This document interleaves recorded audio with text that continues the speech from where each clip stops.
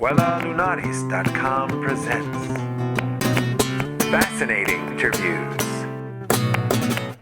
Hi there, I'm Puela Lunaris, the founder of Dances of the World Society. Today I am more than delighted because I am in one of my favorite places on earth, which is Jerez de la Frontera in southern Spain, my homeland, and we are going to interview a person that I admire immensely, and I have been following his work for many years. And today, finally, our paths have crossed on this beautiful space in Jerez called El Corral de San Antón. And we are going to listen to the wisdom of Fernando López Rodriguez. Hi, Puela, thank you so much. My pleasure. And Fernando is really special. He is a fabulous flamenco dancer. He's a philosopher. And he is also a researcher who have depth deeply into aspects of flamenco history that have been forgotten and oftentimes even despised. He's also earned a master's degree from prestigious university, plus he has earned a PhD from Paris 8 Saint Denis in France. He's really a source of wisdom and of arte, you know. He has it all. He speaks many languages, traveled the world over. I mean, it's not enough that I can tell you about Fernando, so I'd rather that you listen to him directly. Thank you so much. Fernando, qué alegría. Pues, I would like to center our conversation today on feminine flamenco. Yeah. And feminine flamenco, we know feminine and masculine are universal attributes, right? And the feminine can be expressed through a woman or through a man. Exactly. And I know that you've done a lot of research, so would you tell us a little bit about the origins of flamenco as a performing art, when first it began appearing in what we call today the café cantantes and the salones de baile? I have heard you speak about how this was a multicultural art and what's the difference of, you know, what happened later during the dictatorship, etc., Franco's dictatorship. Yeah, so flamenco as a choreographic style was created on the stage in the 19th century in these places called café cantantes, a sort of cabarets where flamenco was just a number, just a part of the show, but we could find also another kind of music, another kind of dances, also cinema projections, even erotic and comic monologues. And the artists that who worked in these places used to dance flamenco, but also other kind of dances, other kind of musics. And it was very often, we could find this kind of artists able to dance, to sing, to interpret dramatic monologues, and it was very interesting because they were able to do all the things at the same time in just a few numbers in the same show. So it was a very open-minded field where flamenco was born, I can say. And after, very quickly, the gender codes were defined, separating the codes for men and for female. So for male dancers, it was more important to do footwork, not to use so much the arms and the hands, and at the same time for women, it was more important to work with the hands, with the arms, with the hair, and so on.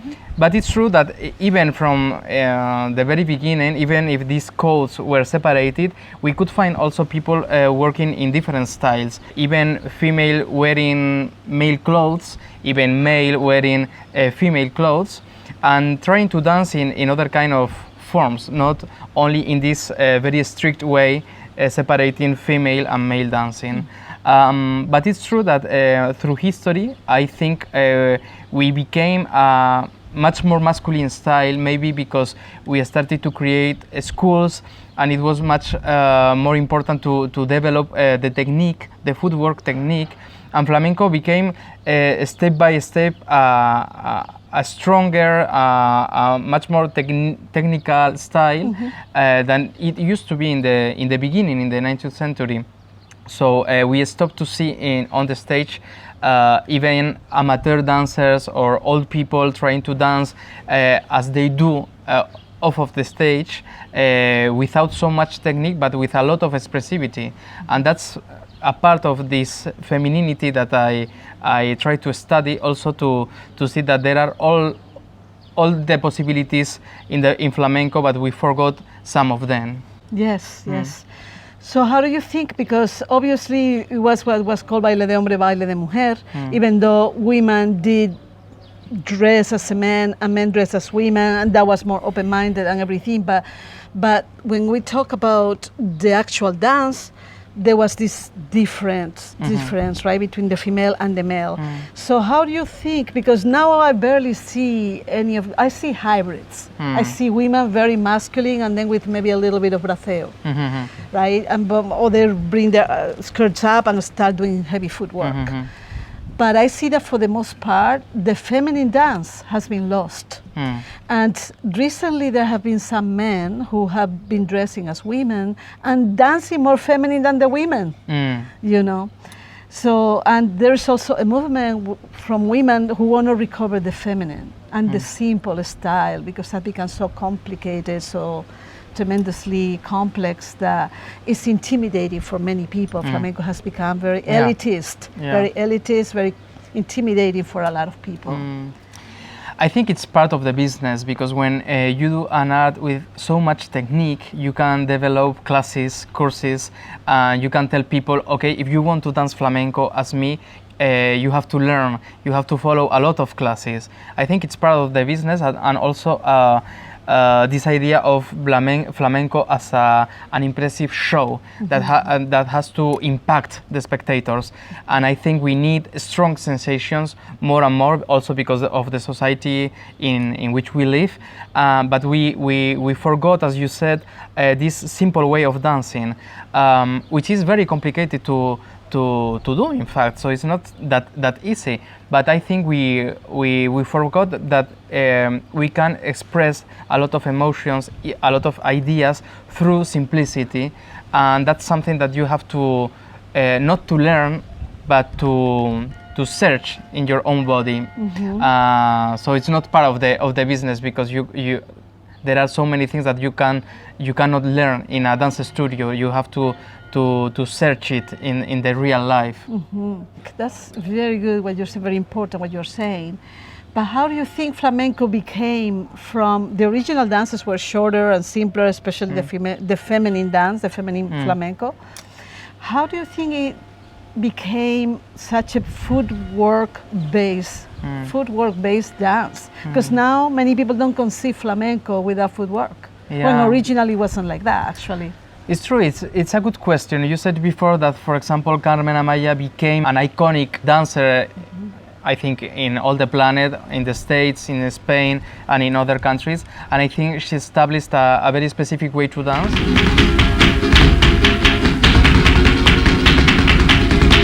I think also it's very related to the dance pedagogics, because in Spain, for example, when we created the tablaos in the 50s, these specific places to do flamenco shows for tourists, we created also dance schools. We used to have like maestros, masters. Who created? Well, the Spanish people, I mean. Amor de Dios, for example, and other big academies were created in Spain for professional dancers. We used to have like maestros and dance school, but it was a very important moment where professional flamenco dancers started to go to learn new choreographies, to do these long solos in the tablaos. And I think it's also related to the dance education, and also that maybe as artists, flamenco dancers forgot that their work is not only valuable if they do very impressive and complicated things, but they have to also to express something which is much more complicated, because they need to be very connected to their emotions and to their inner sphere, which is not always the case. Doing like an impressive footwork, it can be very complicated, but it's also easier to be concentrated, to be connected with your mind, with your emotions, and to try to do something special for the spectators in that present moment. Yes, absolutely. And you know, when I go around the world teaching, and when I used to perform a lot, I have sensed that there's a good number of people who desire, including myself, the return to simplicity.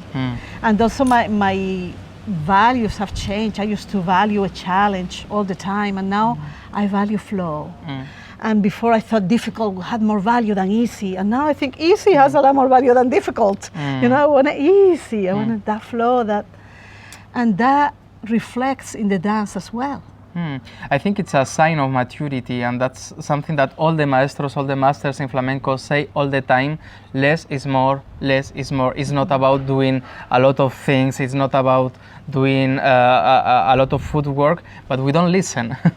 Because going to these dance schools is also like a physical training, like going to the gym, and we want also to be fit, to have a thin body, and you can have it if you do footwork, not if you do this kind of easier dances, much more emotional, but with less technical work. Yeah, I hear you.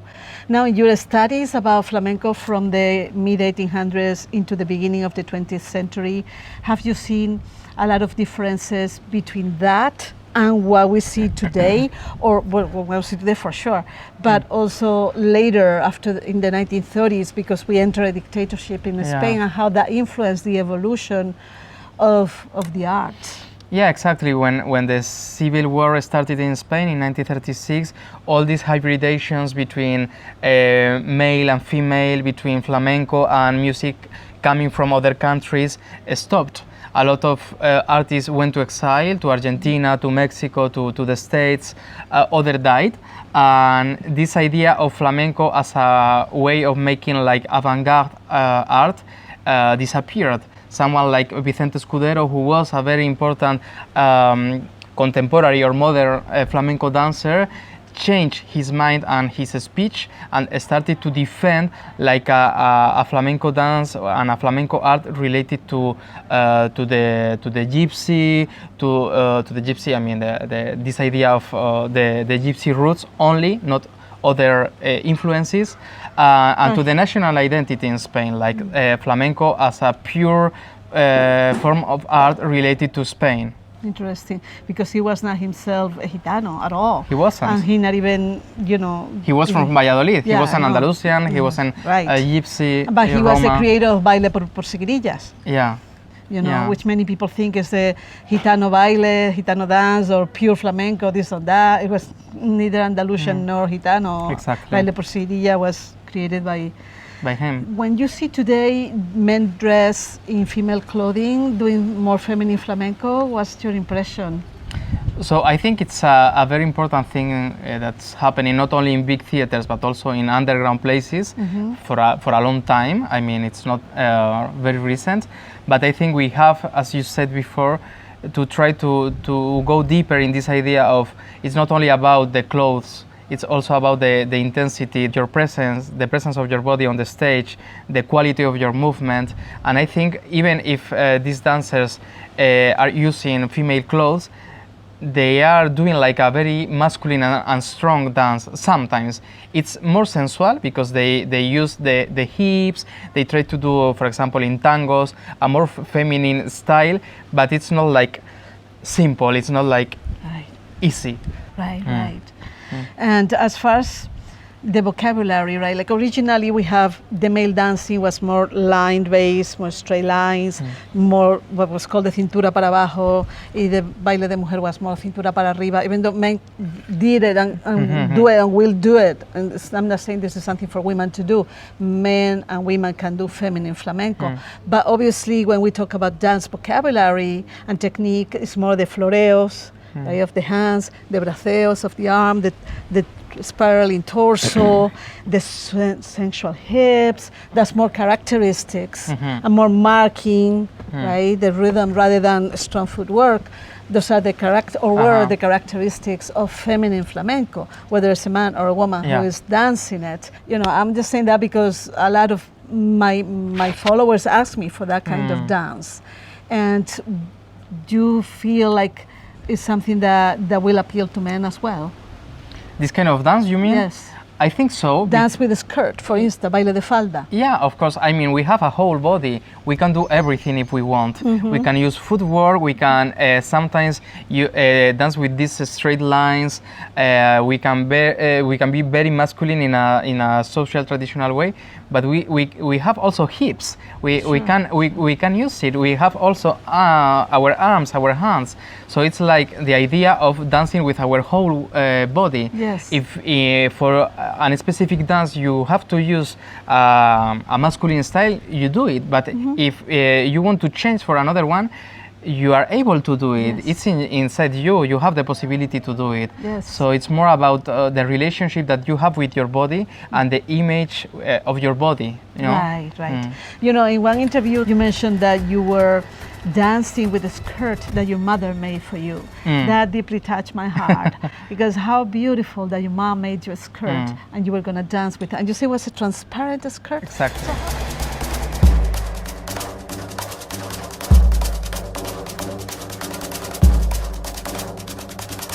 So how do you feel when you dance? Because I specialize in skirt dancing, baile de falda, and I've been studying the baile de falda not only in flamenco, which is super important, but also amazing dancers like Ruth St. Denis or Lloyd Fuller, they began as skirt dancers because in the 1800s and late 1800s, the baile de falda, the skirt dance was huge. So when you dance with the skirt, how do you feel? What is that experience like for you? It's very interesting for me to dance with a skirt because you have at the same time the feeling of being very root, that you have something, a direction to the floor, and at the same time this aerial, feeling of something that moves around you and that creates a sort of echo around your movement. So you have the need to create circles or to move the skirt or your body in order to create spirals and to feel the move of the skirt as a shadow maybe. So it's like a pas de deux with this part of the body. And these two feelings at the same time, the relationship with the floor, but also the air, no, the wind around you. Right. It's like the skirt becomes an artistic prop. Exactly. Yeah. And that's what I love about it. It's just fascinating. And I always open my classes not only to women but to men, for men to wear a skirt and experience. You know, it's fascinating. And every time I see men dancing with a skirt, I think, wow, it's great. Because see, women since the 1800s have been exploring and owning their masculine energies in so many ways, and more so. But I think our culture, most societies, have kind of place a taboo on men exploring their feminine energies. Exactly. And it's just you have to be so brave as a man, regardless of your sexual orientation, to come out and say, I'm going to explore my feminine energies. You know, just like women wear pants, why can't I wear a skirt and feel what it's like, right? So that's why it takes brave men like you to be able to explore into uncharted territory. It's a gift if you realize that it's inside you, that you don't need to look for something that is very far. The feminine energy is already inside you. Exactly. It's just to give you the permission to connect with and to develop it. That's all. Exactly.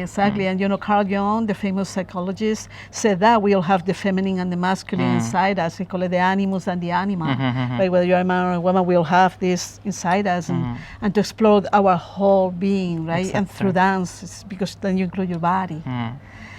Great. And do you want to tell us a little bit about your books or anything about your work? Well, I've been trying to connect all my research with my artistic creations. So there's always this connection between queer history of flamenco and the pieces I've been doing these last years.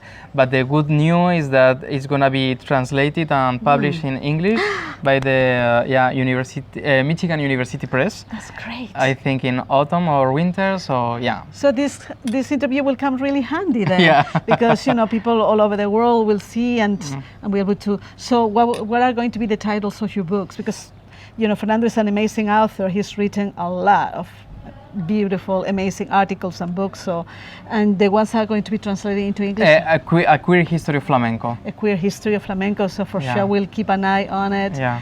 I heard about great things about the book. Now that I'm in Spain, I want to buy it in Spanish and read it and devour it.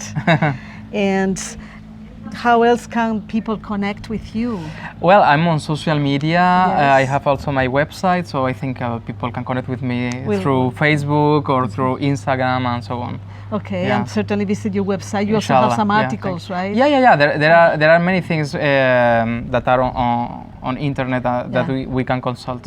Is anything else you would like to share about feminine flamenco or about anything else? No, but I would like to discuss much more with you about it, because I would like to discover how is it in other styles, no? How is this skirt dance in other styles?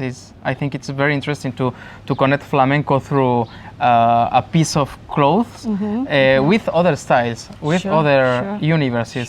Sure. Something I began researching into skirt dance in flamenco, and then I was also studying women like Ruth St. Denis and Loy Fuller and teaching at universities in the US. Even here for the Centro Andaluz de Danza, you know, when it first came out, they hired me to teach a multimedia course on the Oh. origins of modern dance with Juan Antonio Maeso. And so we explored the work of Loy Fuller, of Mary Wickman, of Martha Graham, of Doris Humphrey, of Nikolai Alvinelli, but especially the early ones, you know, Isadora Duncan, and all the Denichons. And I researched into that because back then there was no YouTube, so I brought with me from The the US. archives. Yeah, I brought this amazing video library to not only talk about it, but the dancers who were the first dancers of the Centro Andaluz de Danza could see, you know, and they will explore and take what we were seeing, and we were opening our minds so much, and then we start developing dances. So that was an amazing experience, and that was in like 1995. Wow. Yes, and that has been always a huge influence for me, because Loy Fuller, she began as a skirt dancer, and then from there she expanded her skirt into wings, Yeah. and she became the famous La Loi in Paris à la Belle Époque. You know, with all from her skirt, Yeah, she began yeah. developing this, and then putting lights into it and created an amazing spectacle with very simple moves, pretty much few moves But of very her hard arms. to do it.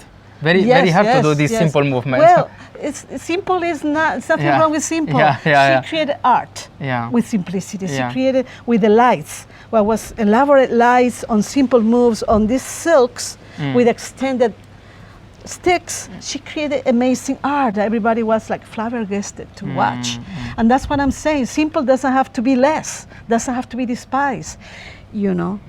And that was one of my big influences, La Loi. And now the National Ballet of Spain have a show they just presented in Teatro de la Maestranza. La Bella Otero. Sí, La Bella Otero has a number for Loy Fuller, for La Okay. Loi. And also el Ballet Flamenco de Andalucía con el Maleficio de la Mariposa also present the Wings of La Loi.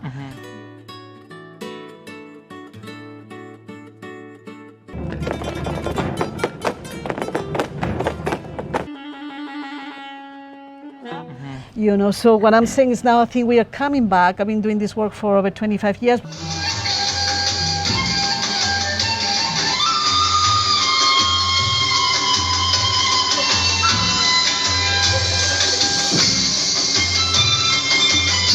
Yes, but I'm very happy to see that a lot of people are not paying attention to that time in history, and we are bringing back all that simplicity in dance that can account for amazing art.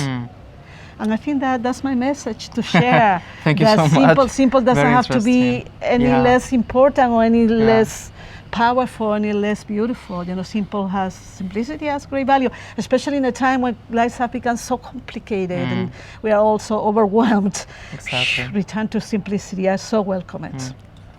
Well, thank you. Anyway, we'll talk more, but thank you Yeah. for being here today. I know you're going to present your book now, and I look forward to have it in English and to share it with the international flamenco community. Thank you so much. Muchísimas gracias. Nada, a ti, gracias. All right. For more free and fascinating interviews, join us at puelalunaris.com. Oh,